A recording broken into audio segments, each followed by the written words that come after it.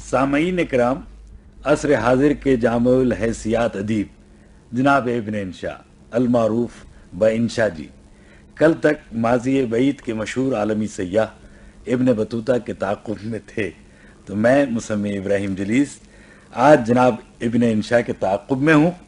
کاش تعاقب کا انگریزی ترجمہ انٹرویو بھی ہوتا۔ نہیں، آپ کر سکتے ہیں۔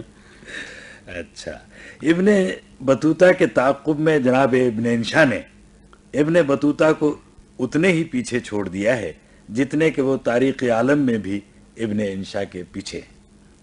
مگر میں نے آج جناب ابن انشا کو جا لیا ہے اور وہ اس وقت ریڈیو پاکستان کی سینٹرل پروڈکشن کے اسٹوڈیو میں میرے سامنے تشریف فرما ہے۔ جی، اس اطلاع کے بعد آپ بھی یعنی سامعین کرام یقیناً آپ بھی اپنے اس محبوب ادیب اور شاعر کو دیکھنے کے لیے بےتاب ہو گئے ہوں گے، مگر آپ کو ڈھرس دینے کے لیے ایک لوک کہانی سناتا ہوں کہ پریوں کی ایک ملکہ نے اپنے خادم ایک دیو کو حکم دیا کہ وہ اس بادشاہ کو ساری کائنات میں سے کہیں سے بھی ڈھونڈ لائے جسے ایک خواب میں دیکھ کر وہ اس پر فریفتہ ہو گئی تھی۔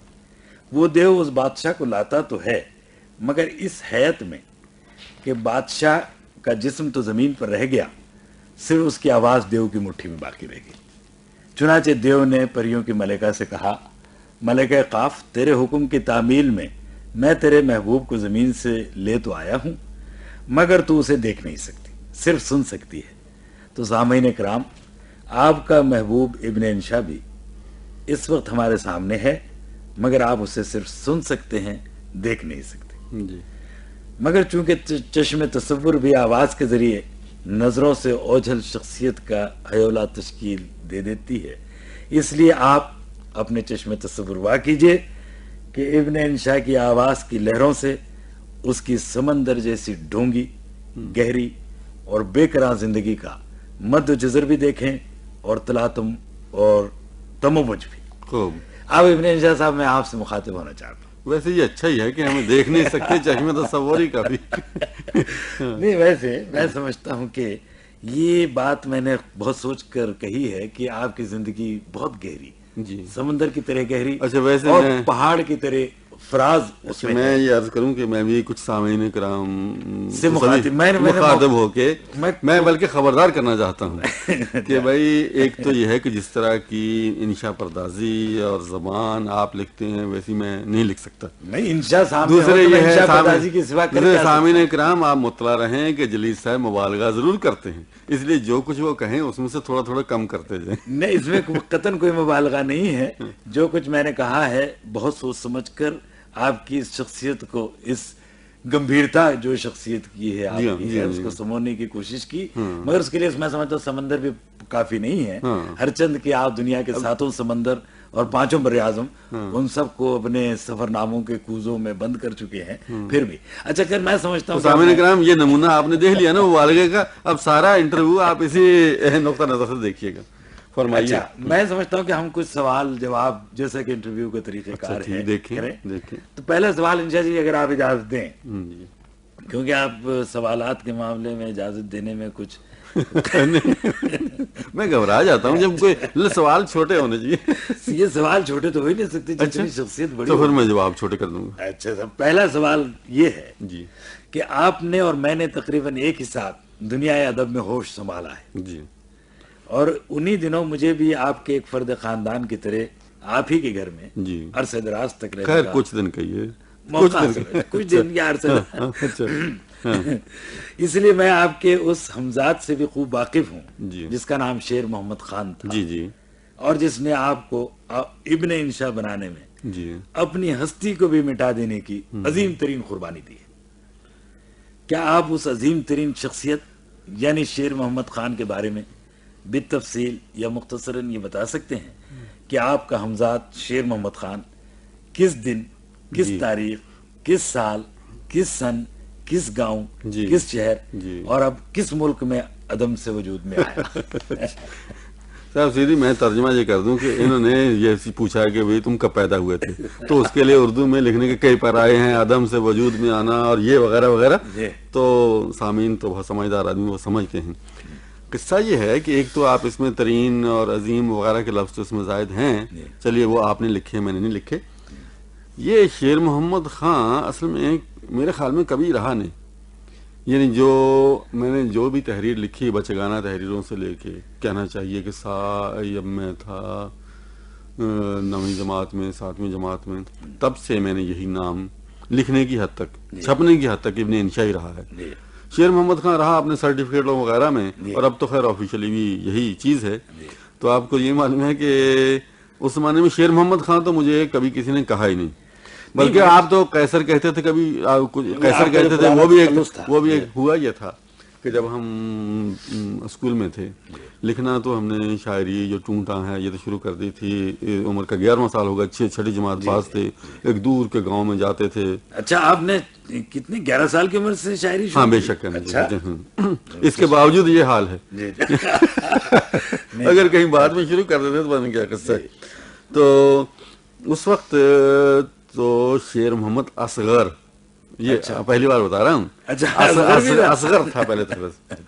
پھر یہ ہوا کہ ہم اسکول میں آئے تو ایک عجیب طرح کی رومانویت ہوتی ہے نا جب ہائی اسکول میں آپ آتے ہیں. شہر سے ہم آئے، گاؤں سے آئے تھے شہر میں بڑے میں، جلندر نہیں لدھیانہ ہم سے قریب پڑتا تھا. ضلع میرا جلندر ہے لیکن یہ ہے کہ لدھیانہ قریب پڑتا تھا، وہاں آ گئے تھے.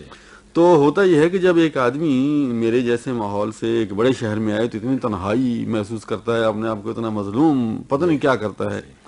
تو اندازہ کیجئے کہ ہم نے جو تخلص رکھا اس میں اس کی جھلک آدمی وہ تھا مایوس عدم آبادی. مایوس اور پھر عدم آبادی. خیر ہماری بہت چیزیں اس زمانے میں لکھی گئی. کوئی رنگ کلام بھی اور تھا، کوئی رنگ کلام جو نمونہ کوئی ایسا جس میں اصغر تخلص ہو؟ نہیں ایسا کوئی نہیں. اصغر و تخلص کا کوئی نہیں ہے. مایوس تخلص کا شاید کوئی ہو جو مایوس عدم آبادی پتہ نہیں. ہاں اب مجھے یاد نہیں اس زمانے کے شعر. پھر ہمارے ایک استاد تھے جو اسکول میں پڑھاتے تھے، انہوں نے بتایا کچھ شرعی حوالے بھی دیے کہ مایوس ہونا گناہ ہے، لا تقنطوا وغیرہ.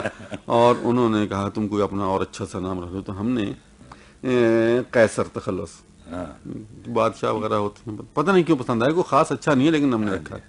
لیکن رومانویت پھر بھی تھی تو قیصر صحرائی بھی لینا شروع کی. یہ بھی آپ کو نہیں پتا ہوگا. نہیں واقعی یہ کسی کی بڑی اچھا خیر معلومات. تو یہ لیکن یہ وہ چیزیں. اچھا اس میں پھر ایک ہمارا دیوان بھی پورا مرتب ہوا جو اس میں تقسیم کے بعد یہ تباہی ہوئی نا، اس میں جو بہت سی بری باتیں اس میں ایک اچھی بات یہ بھی کہ وہ ضائع ہوا. اور بہت سامان کتابیں ہوئی اس میں. وہ مجھے یاد ہے کہ وہ ہے میرے پاس آپ کا پہلا. نہیں وہ تو چھپا ہی نہیں. میرا مطلب یہ تھا کہ وہ مسودہ. ہاں کتاب جس کا آپ حوالہ دے رہے ہیں وہ تو ہماری پہلا ترجمہ تھا، 1946 میں چھپا تھا. اس میں یہ تھا.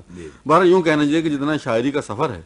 اچھا یہ میں عرض کروں کہ لکھتے تو ہم ایک زمانے سے تھے لیکن پھر وہی ایک بچگانہ رومانیت کہ ہم سمجھتے تھے کہ یہ جو چھپوانا ہے یہ بہت بری بات ہے. یہی رہا کہ تصویر چھپوانے کے بارے میں تو اب تک یہ رہا کہ میں نے کسی پرچے میں تصویر نہیں دی. وہ تو اب اخبار والے دیتے ہیں تو اب تو میں خوش ہوتا ہوں. لیکن یہ تھا کہ یہ بھی کیا چھوٹی حرکت ہے. چھپوانے کو بھی ہم سمجھتے تھے کیسی حرکت ہے. پھر میرا یہ خیال ہے کہ اس زمانے میں آپ کو پتا ہے چھپنا اتنا آسان نہیں تھا. اس زمانے میں آپ نے نام پیدا کیا 1942-43 میں. میری پہلی چیز جو چھپی ہمارے یہ دوست تھے شیر محمد اختر، دوست تو بعد میں بنے، تو پرچہ شاہکار نکلتا تھا. اس میں نے ایک چیز ڈرتے ڈرتے بھیج دی، وہ تھی ساحل پر. اچھا وہ اس مجموعے میں نہیں ہے، اپنے چاند نگر میں پتہ نہیں کیوں اس وقت نہیں شامل ہو سکی، چھوٹی سی تھی. کچھ یاد ہے آپ؟ اب تو ہاں وہ اس لحاظ سے سن لیجیے کہ پیسہ سویلی. اب تو نظروں سے چھپ چکا ہے جہاز. اچھا یہ دن تھے جنگ کے دن تھے اور غالباً کسی دوست کا ذہن میں ہوگا اب کیا خیال ہے. اب تو نظروں سے چھپ چکا ہے جہاز، اڑ رہا ہے افق کے پار دھواں. اب وہ آئیں نہ آئیں کیا معلوم، جانے والوں کا اعتبار کہاں. وقت رخصت وہ رو دیے تھے جب ہم نے مشکل سے اشک روکے تھے. مسکرا کر کہا تھا غم نہ کرو تم بہت جلد لوٹ آؤ گے. اور اب جب کہ رو رہا ہوں میں آ کے ڈھارس میری بندھائے کون. وہ مجھے چھوڑ کر نہ جائیں گے وہ چلے بھی گئے بتائے کون. خیر قصہ یہ ہے کہ ہم نے اس کے بعد دوسرے مہینے کا تیسرے مہینے کا شاہکار وہاں جا کے ریلوے اسٹال پہ دیکھا تو نہیں وہ چیز چھپی. فہرست مضامین دیکھی، پھر ہم نے ان کو خط لکھا، انہوں نے کہا فلاں مہینے کے پرچے میں دیکھ لو دسمبر 1943 کے. تو فہرست مضامین میں نہیں تھا، لیکن ایک جگہ جہاں جگہ بچی ہوتی ہے جس میں لکھتے ہیں اشتہار دینا کلید کامیابی وغیرہ ہے، تو وہاں انہوں نے اس کو چھاپ رکھا تھا. لیکن خیر مجھ پہ جو احسانات شیر محمد اختر کے ہیں اس کے علاوہ بھی ہیں. اچھا اس میں لائے مجھے شاعری میں، یعنی میری سب سے پہلی چیز اس میں چھاپی، اور اس کے بعد میری پہلی کتاب بھی جسے کہنا چاہیے، میں نے ایک ترجمہ کیا تھا ایک روسی ناولٹ کا چھوٹا سا، سحر ہونے تک، یوجین چیرخوف کا تھا. تو اس زمانے میں ہاں وہ ہوگا سنگم پبلشر جو رجندر سنگھ بیدی اور ان لوگوں نے مل کے لاہور میں بنایا تھا. تو اس سے انہوں نے مجھ سے کہا کہ بھائی یہ ہم نے ایک مکتبہ کھولا ہے، اور اس زمانے میں 1 لاکھ سے کھولا تھا اور اس میں پیسے لگائے تھے اچھی کتابیں چھاپیں گے. تو انہوں نے مجھے لاہور بلایا، اپنے گھر رکھا اور وہ مسودہ لیا اور مجھے 150 روپے اس کے دیے، جو پہلی بار میں نے ایک رقم نہیں میرے ہاتھ آئی. تو خیر تو یہ اس زمانے میں یہ ابن انشاء یہ چلتا رہا، یوں سمجھیے کہ. لیکن اگر دیکھا جائے اس دوسری چیز میری چھپی ادبی دنیا میں. اب ہم نے کہا کہ ادبی دنیا وہ بڑے سائز کا ہوتا ہے، ادبی دنیا کا بڑے خیر یہ پہلی چیز اسی میں چھپی تھی. تو وہ ادبی دنیا میں چھپنا ایک بہت بڑا اعزاز تھا. اور ایک چیز ہماری چھپی پھر ہمایوں میں. یہ 3 چھپنے کے بعد ہم نے کہا ہاں اب ہم چھپ سکتے ہیں، اب ہم تھوڑے سے بڑے معیاری رسالے ہم نے یہ. لیکن اتنا میں نے ہمیشہ کیا کہ کسی غیر معیاری پرچے میں نہیں چھپے، کچھ کہ بھائی چاہے دیر سے چھپے کیسے بھی چھپے، اچھے پرچوں میں. اس سے اس زمانے میں یہ لوگ بڑی کسوٹی، ان کی مہک جو تھی بڑی سخت ہوتی تھی، ہر ایک کو نہیں چھاپتے تھے. خیر قصہ یہ ہے کہ پھر لکھتے رہے، لیکن زیادہ توجہ یا جو لوگوں کی نظر میں کہنا آئے وہ 1949 میں، جبکہ ہماری نظم بغداد کی ایک رات سویرا میں چھپی. بلکہ اس میں 2 ہمارے، ایک ہمارا نثر کا مضمون معاہدہ چھانگا مانگا، اور ایک یہ چھپی بغداد کی ایک رات. اور یاد ہے انشاء جی آپ کو، آپ نے ایک بار ایک ادبی جلسے میں دیال سنگھ کالج لائبریری میں یہ پڑھی تھی، 1 گھنٹے تک آپ نے اس نظم کو، لمبی نظم ہے اور وہ ایسا جیسے سحر ستاری ہو گیا تھا. تو میں اس کے بعد بڑا سوچتا ہوں کہ آپ مشاعروں میں نہیں جاتے، حالانکہ آپ ایسا سحر طاری کر دیتے ہیں کہ وہ میں سمجھتا ہوں اگر اس میں کچھ ہے تو اس کے ایک آدھ بند نہیں اس میں. اب وہ تو لمبی نظم ہے، اب اس کا یہ ہے کہ یہ اس کو سنا سکتے ہیں، اس کا ایک آدھ منظر جو ہے نا اصل میں اسے ایک سحر سا جو طاری ہو جاتا ہے. لیکن اس میں ایک الف لوی جو کیفیت. اچھا یہ میں کروں الف لیلا سے جو میری دلچسپی ہے وہ اسی زمانے سے پیدا ہوئی. الف لیلا سے پھر برٹن تک کا معلوم نہیں کیا کیا اس کے شاخسانے، مڈل ایسٹ، تیل، معلوم نہیں اس زمانے میں اتنا میں نے پڑھا اس نظم کو لکھتے ہوئے. تو اور یہ خاص طور پہ اس زمانے کے کرداروں کو کھینچ کے میں زمانے میں لایا ہوں، یہ اس میں اصل چیز ہے. نہیں اس میں دیکھیے ایک طرح کی میں سمجھتا ہوں زمانے کے سیاسی اور ہاں سب اس میں آ گیا، سب چیز خاص طور پہ زمانے میں جو مڈل ایسٹ کا حال تھا. اب تو اور ہے خدا کے بدل سے اب تو بہت بہتر ہے، بہت بڑا پختہ سیاسی شعور جسے کہنا چاہیے. پر کہنا یہ کہ ریکگنیشن جسے کہتے ہیں کہ اس نظم سے اوور نائٹ جسے آپ کہہ سکتے ہیں کہہ سکتے ہیں. اور پھر اچھا وہ زمانہ تھا بھی ہمارے یوں کہنا چاہیے. اور میں نے معاہدے چھانگا مانگا جس کا آپ نے ذکر کیا، وہ وہاں سے آپ کے طنز و مزاح کی راہ. اچھا یہ میں عرض کروں کہ وہ میری کس طرح آج کل جو میں کچھ لوگ مجھے کالم لکھنے کے حساب سے، کچھ مزاح نگار کے حیثیت سے بھی جانتے ہیں، تو اس کے بھی عجیب اتفاق یہ ہوا کہ وہ چھپا، لوگوں نے پسند کیا، ٹھیک ہے بھول بھال گیا.